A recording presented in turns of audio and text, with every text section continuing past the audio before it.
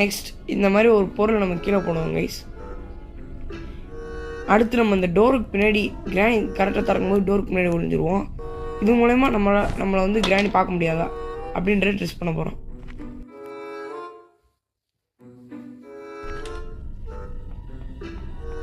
ஆமாம் கைஸ், கிராணி வந்து நம்மளை பார்க்கல.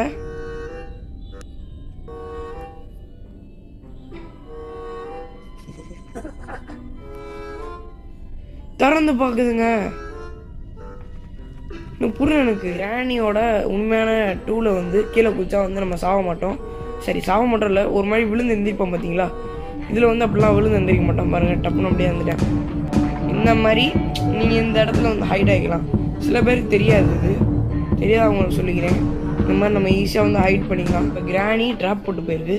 இதே ட்ராப்பில் நம்ம நடக்க வைக்க போகிறோம். இந்த ட்ராப் வந்து மாட்டுதா இல்லை நவலுதா அப்படின்னு பார்க்க போகிறோம்.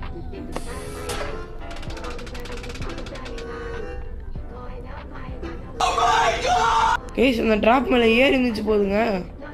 ஆனால் இதுக்கு ஒன்றுமே ஆகலை. இல்லை ஆயிடுச்சு. கண்ணுங்க, இந்த இடத்துல ஒரு ஹைடிங் ஸ்பாட் இருக்குது. இதுவும் சில பேருக்கு தெரியாது.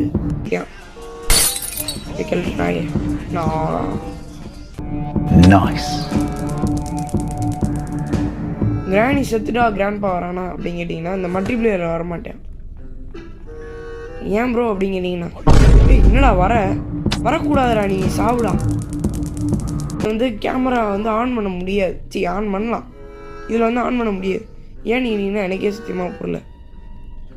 ஷூட் பண்ணி பார்ப்போம், அப்போ ஆன் ஆகலை. இந்த மாதிரி கன்னை வச்சு இந்த மாதிரி ஒரு சில ஆப்ஜெக்ட்ஸை வந்து நகர்த்த முடியுதான்னு பார்க்க போகிறோம்.